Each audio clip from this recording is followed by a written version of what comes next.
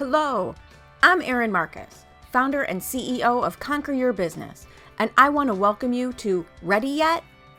If all you needed was a step-by-step plan of what to do, you could buy a book on how to succeed and you would be all set. But here's the rub. You'll never do what it takes until you become the person it takes to do it. The Ready Yet podcast is dedicated to those who are ready to become the person who succeeds, ready to become the person who steps into more, and ready to become the best version of themselves. In the I'm Ready interview series, join me for inspiring conversations with people who figured out who they needed to be in order to achieve their dreams, and were brave enough to be that person. Hello, and welcome to this episode of the Ready Yet podcast, where I get to have conversations with folks who have figured out who they needed to be to step into the success that they wanted to achieve. And let's face it, it's a journey, so they're still in the process with it. And they come and they share this insight with us. So I am so excited to introduce you to Katrina Doran today. Did I say that right? I know I just asked you and probably flubbed it up, but here we go. It's always in that moment, right? But seriously, so I met Katrina about a year and a half ago, maybe about a year and a half ago. We are part of a mastermind together. And the way that I described her, and it's not really true if you really think about it, but I felt like she was my opposite person. She was like my balance, because where I can be very hyper, very go, go, go, she has, to me anyway, this calming energy where she just takes it all in with this amazing insights that she just softly shares with you while I'm going, come on, come on, come on.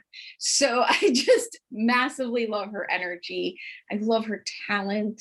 And I'm so excited to have this conversation and introduce her to my world. So Katrina, with that, thank you so much for being here. Why don't you give people a little more official introduction to you? That's great, Erin. And, I love that you first, like from the very first, like you said, you're my opposite. Like, I feel like we're the same person, but with two different polarities or something like that, and yeah, we definitely have a kinship, which is so much fun. So my name's Katrina Doran. Doran. Well, yeah, often pronounced Doran because of Duran Duran, and that's how old we are. It's spelled differently, but hey. Or if you're in Texas, there's a big car dealership called Duran, so I was born and raised in Dallas, Texas, and I currently live in Irving, Texas. And I am married to an artist, and Denny and I run Doran Studio, which we're now rebranding as the World of Doran Studios. So recently we moved from our big warehouse. We had a big warehouse that we lived and worked in the design district. And we sold that because I wanted trees. And we moved to a property where we have a lot of trees, which now also includes things like wild hogs and coyotes. Things that live amongst the trees. Yes. But it's hilarious because we're also right smack dab in the middle of the city. So right between Irving and Dallas. And it's perfect. It's just absolutely perfect. Denny's become a beekeeper, and we are turning the whole property into an art experience, basically. It'll take a while because my medium's in mosaic, as you can see behind me. I like to piece things together. And so my focus of my work as an artist is on creating mosaics and teaching classes and workshops. And I just love like diving deep into the source of our creativity, what has us access creativity, whether we think we're creative or not, right? How do we get to that? How do we bring something to life, And I think that's one of the things that has always drawn me to you, because I've always considered myself not artistic. I won't say not creative because I have other talents and skills, but I've always considered myself not artistic. And so I surround myself, and now I'm in like my podcast area, but if the rest of my office is artwork where I have met the artists. I love buying artwork because to me it's like magic because I don't have the skills. So to visualize something and then create it, like the physical manifestation of the concept that was in your head, and then have it be something of beauty, has just been, to me, for decades, magic. And so I often wonder, like, did you know from the beginning that you were an artist? Like, I know what I do for a living, and there's no way as a child that I knew I was gonna be XYZ. So did you always know that you were an artist? Well, that's such a good question, because I don't think as a child you label yourself an artist, right? I think children naturally create. We all create. We all make stuff up, right? Whether it's storytelling or drawings or mud or whatever, right? I remember in preschool, right? So our preschool was in an old, like, I think 1920s, 1930s farmhouse. Oh, cool. Yeah, it was cool. And I remember being in the one room, and all the other kids were playing building blocks or reading stories or whatever. And I was over in the corner with an easel and finger paints, totally ecstatically in love with smooshing the colors around on the paper. Right? Nice. Like the best thing. And I very vividly remember that, coupled with the vantage point of observing everything else in the room. Mm. So it's interesting, like my whole life, like I've naturally been drawn to the compilation of making things, like doing things with my hands while observing human nature. So my degree is actually in psychology. And I'm fascinated by the way we are as human beings. So if your degree is in, and I too am completely fascinated, and maybe this is one of those, opposite sides of the same person. Most of what I do and why I can do it is because I'm fascinated by people. I love learning their story and why they do what they do. So my intention is so I can help them be who they want to be. So it has a different outcome, but it comes from the same place of figuring that out. So if your degree is in psychology, what were you hoping to do with that? It was an offshoot. It was an offshoot. So it was a temporary detour. Don't know what I was going to do with that. Seemed like the ideal thing to do at the time. I liked everything. Like I liked studying everything. And I remember the high school counselor saying, it's time to choose a career. Like, you're getting ready to go off to college. You're going to have to major in something. Choose one thing. Yeah. And I was like, I can't. How do you choose one thing, right? I liked science. I liked math. I liked history. I loved history, right? I always made art. So I was in AP art. I love studying languages, all of that was fascinating. Science was amazing. All that stuff. How do you choose one thing? It's so funny. I had the opposite experience. I didn't like any of it. I liked experiencing things. I liked working. I liked my job more than I liked going to school, which could also be because I was in Chicago public schools. But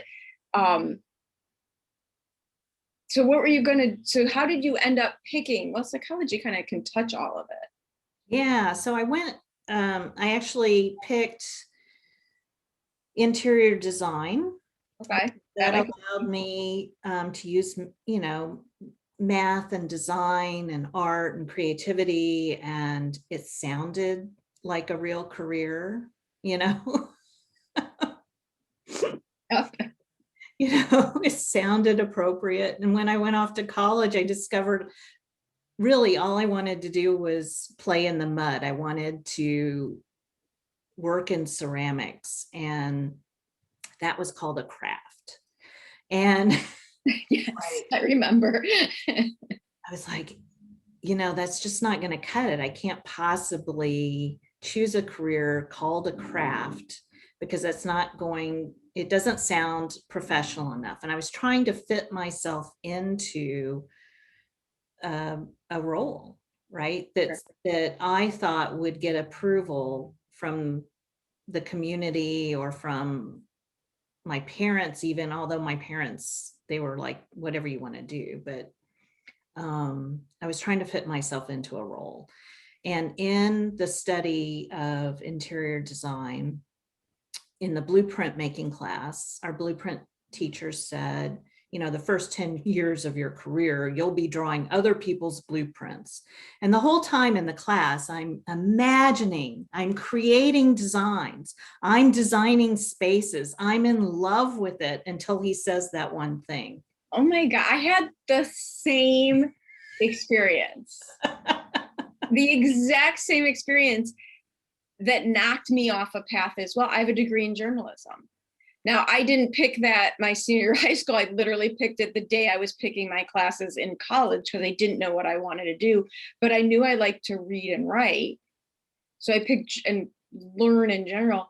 And I was all excited with my big dreams of writing for the National Geographic, and they send me out into the wilderness with the photographer.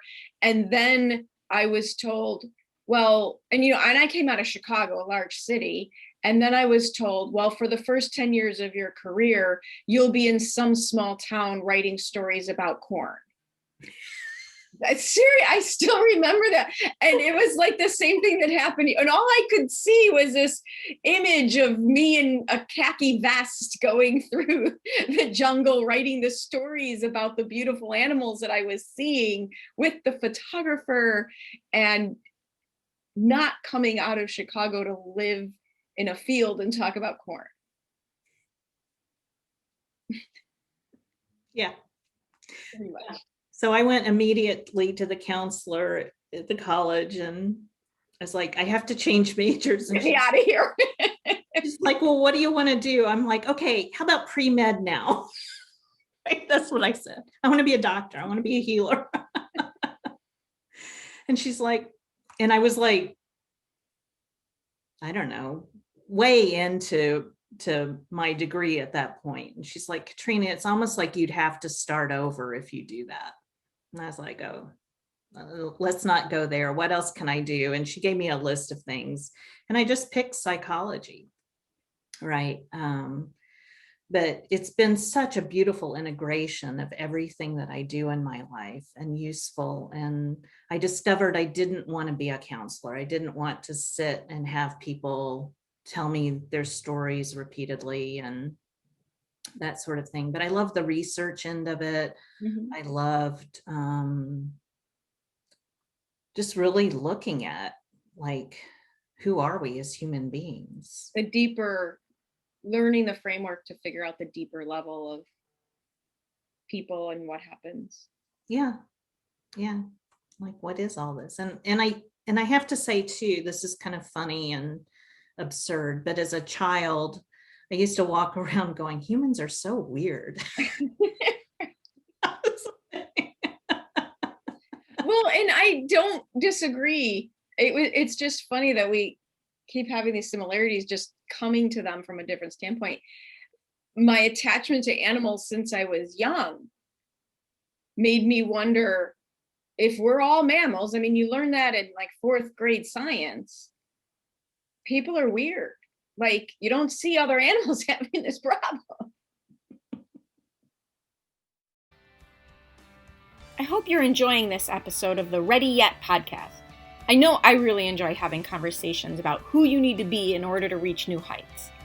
As founder and CEO of Conquer Your Business, I work with my clients at the intersection where what they need to do to succeed meets who they need to be to do it. If you would like to have a conversation about your business, please reach out to me at Erin@conqueryourbusiness.com. So when did you make the decision or evolution so that artwork became your quote unquote job in life, not your craft as the college I told you?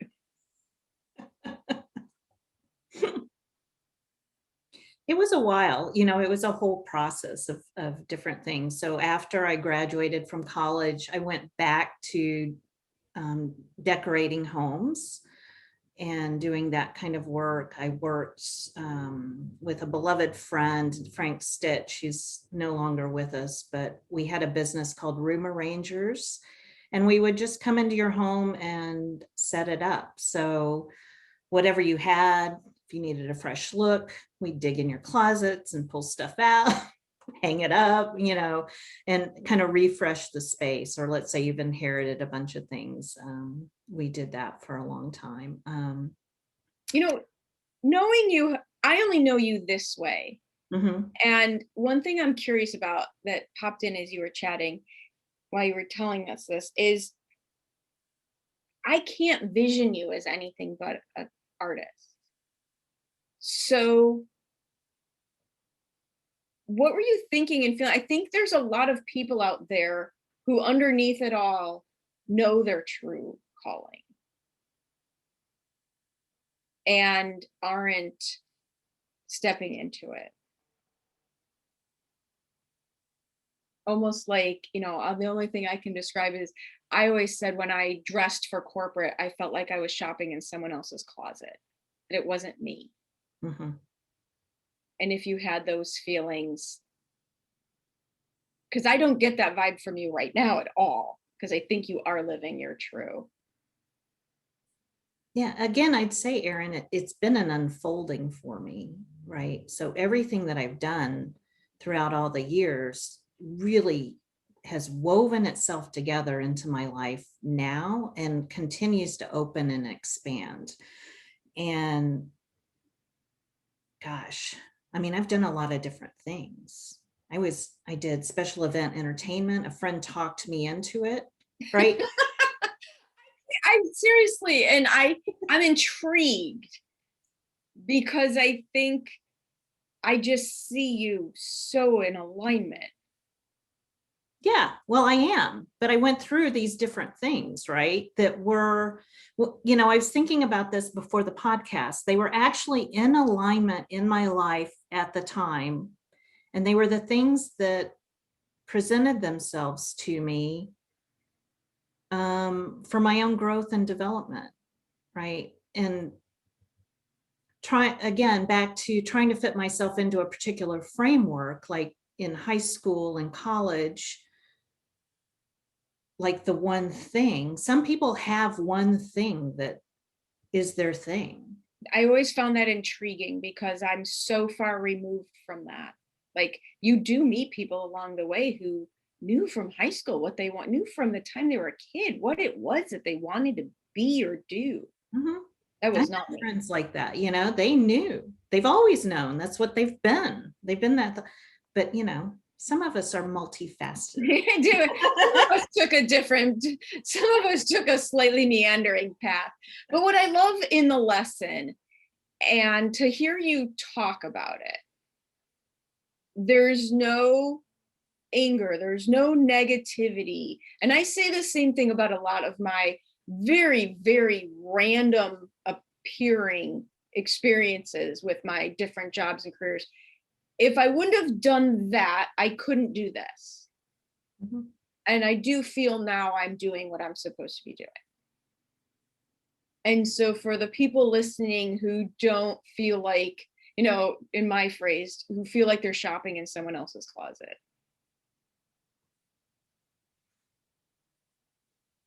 Yeah. Well, again, with my interest in psychology, I do a lot of self-exploration, and it's also part of what I give space to with my students when I'm teaching or when I'm running a workshop or a retreat or something like that. The whole idea is to make space for self-discovery.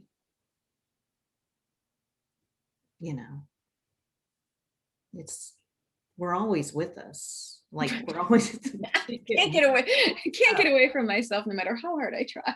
No, but boy, do we try, right? Yes. It's been one of my, those motivational posters from back in the 80s, and then they had the demotivational posters, and what did it say? The only consistent thing in all of your failed relationships is you. Exactly. It's so true. Darn it. So true. So what are you most proud of from your journey?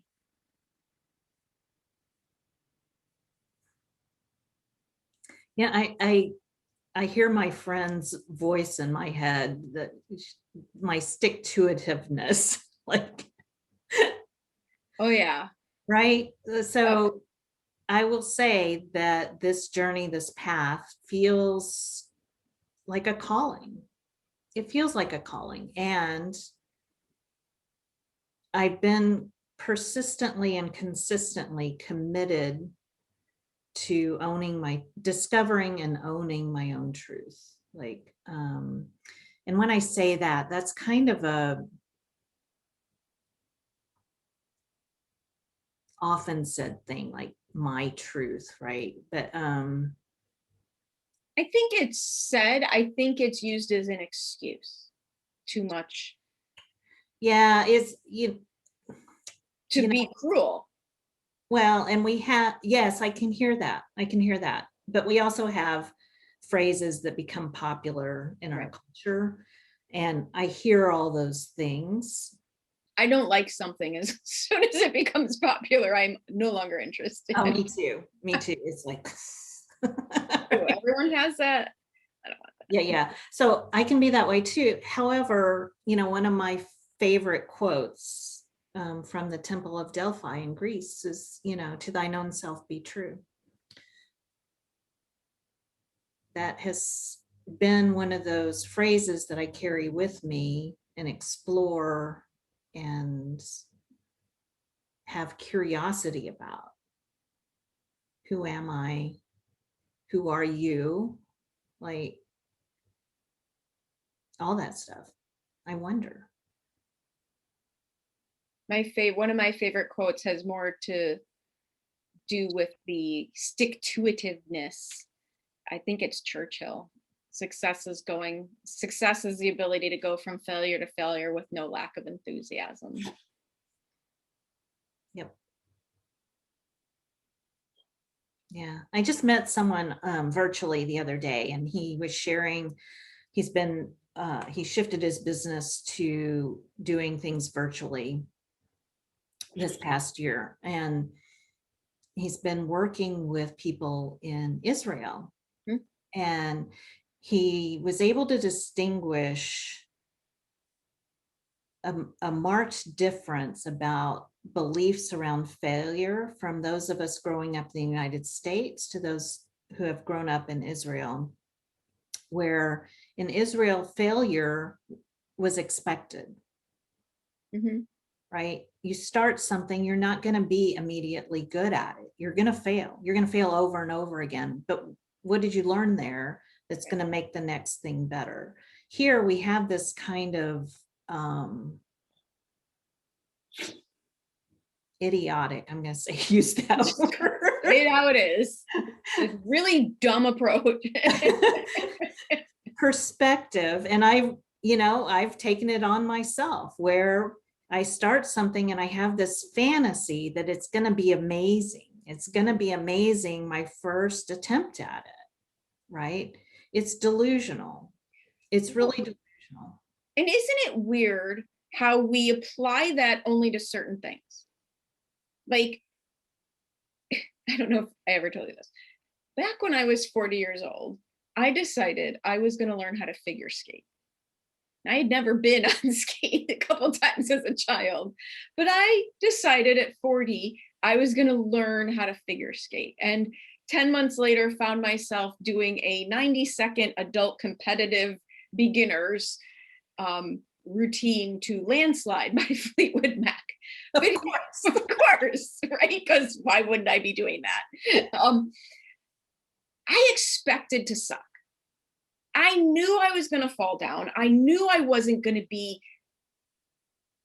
Dorothy Hamill to age us.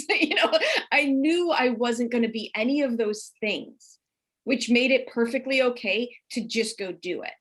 And yet, in our businesses, in our careers, in our relationships, in all the important things, we have this idea that it should be perfect right from the get-go, or it's bad. Well, I see that even with students who come to me to take a class, expecting it to be perfect when they first start. And with mosaics, you're cutting and you're breaking things up into smaller bits and shapes.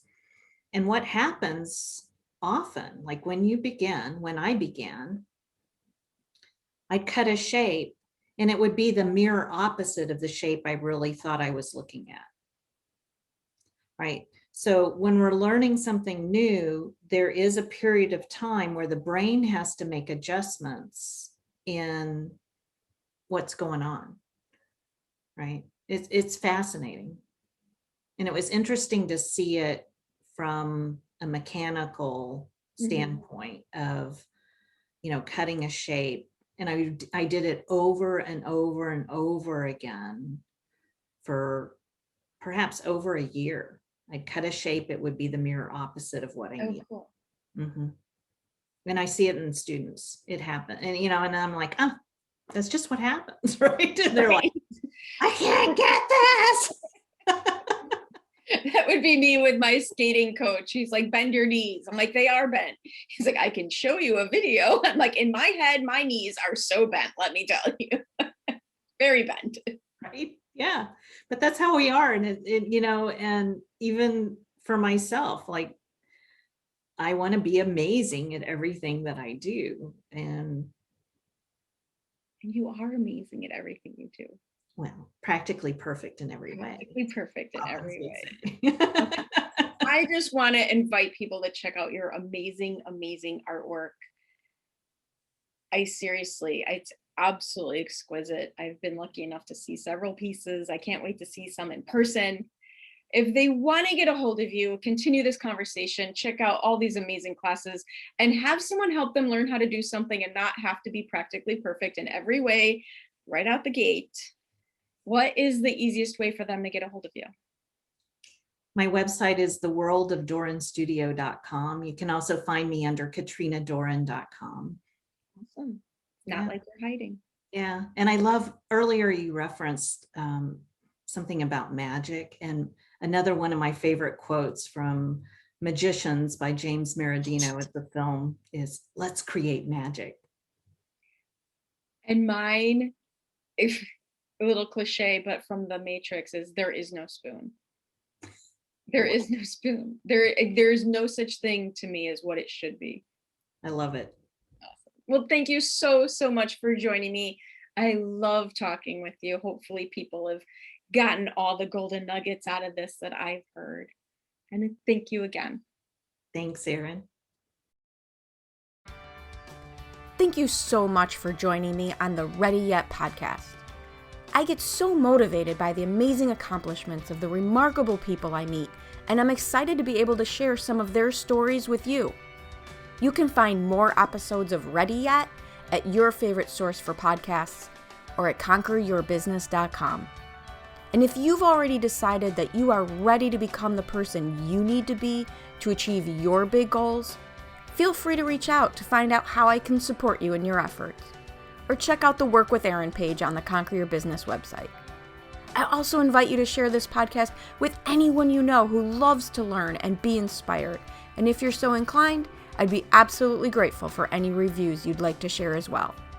Thanks again for joining me. This has been Erin Marcus, hopefully inspiring and helping you to go conquer your big dreams.